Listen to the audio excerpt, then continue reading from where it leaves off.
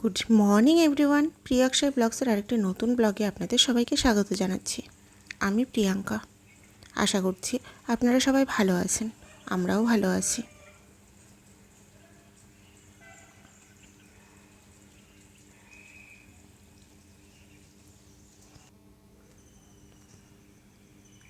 আজকেও আমাদের ছাদের গাছগুলোতে অনেক ফুল ফুটেছে।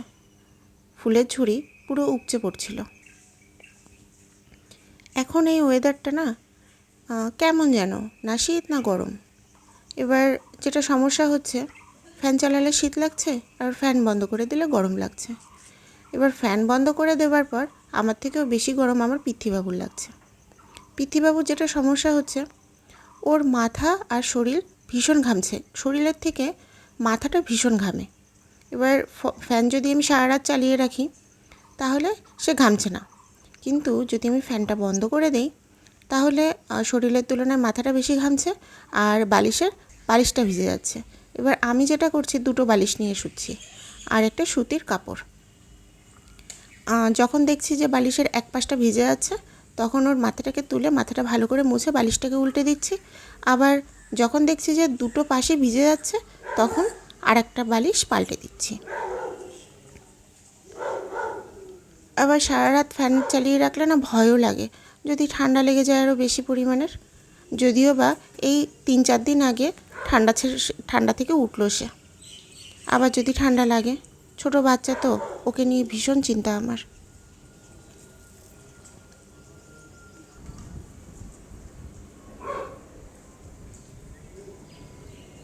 এই যে ফুলগুলো দেখছেন, এই ফুলগুলো না অনেক ভ্যারাইটিস আছে আমাদের বাড়িতে। যেমন ধরুন, এটা হলুদ, একটা আছে হালকা গোলাপি বা বেগুনি এরকম একটা কালারের আছে। তো এটা ছোট সাইজ, এটার থেকে বড় সাইজও আছে। আর একটা হচ্ছে কমলা রঙের আছে।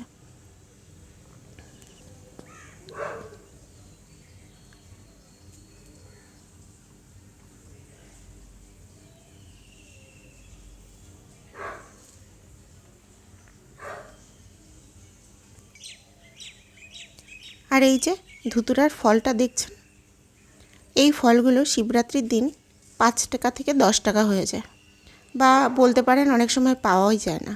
আর সেই ফলগুলো না এতটা তরতাজা থাকে না, ছোট ছোট শুটকো শুটকো থাকে।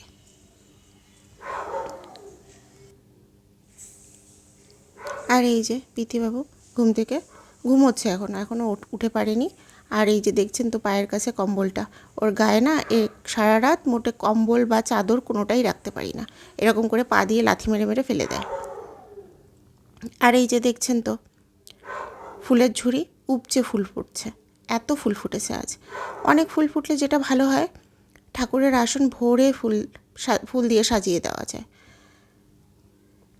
দেখতেও ভালো লাগে আর সাজাতেও ভালো লাগে।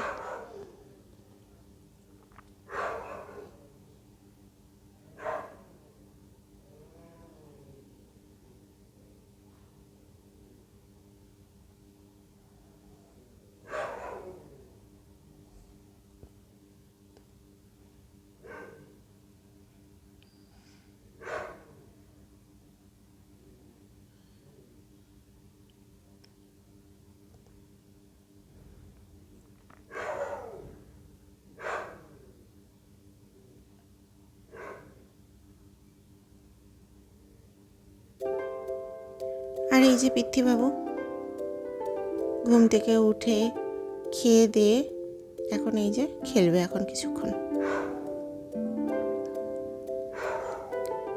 এই 2 দিন যাবৎ পিতৃবাবু মোটেও সকালবেলা করে ঘুমোচ্ছে না।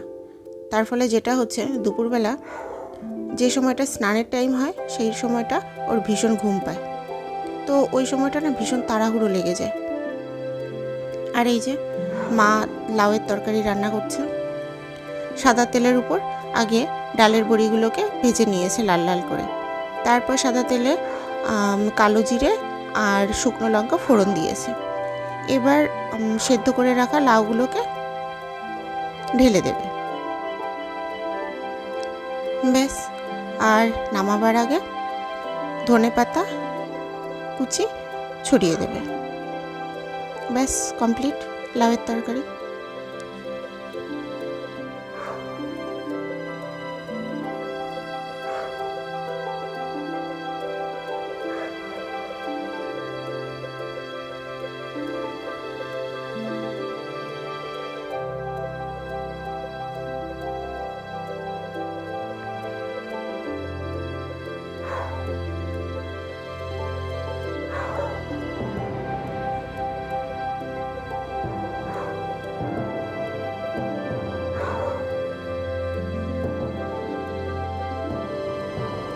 আর এই যে পিথিবাবু এক্সারসাইজ করছে স্নানের আগে।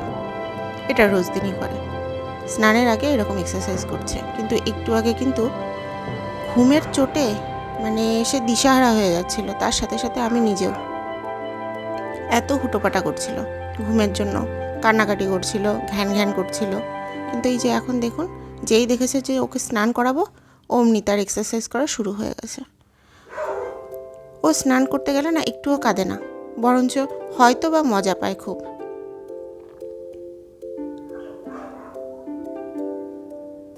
আর এই যে এটা দুপুরবেলাকার লাঞ্চ আমার। আমি একবারে সব নিয়ে নিয়েছি, তার কারণ পিথিবাবু ঘুমোচ্ছে, ওর পাশে যেয়ে বসে বসে খাবো। বলা যায় না কখন ঘুম থেকে উঠে পড়ে, আর উঠে পড়লেই তো যদি বাই চান্স পড়ে যায় তাহলে আর রক্ষে নেই। আর এই যে এটা সন্ধেবেলাকার টিফিন আমাদের।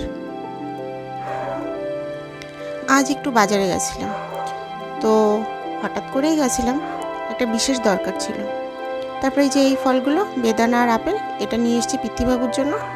আর এই যে এগুলো কালো আঙুর, জামরুল আর কলা, এগুলো আমাদের জন্য, আমার আর আমার মায়ের জন্য নিয়ে এসেছি।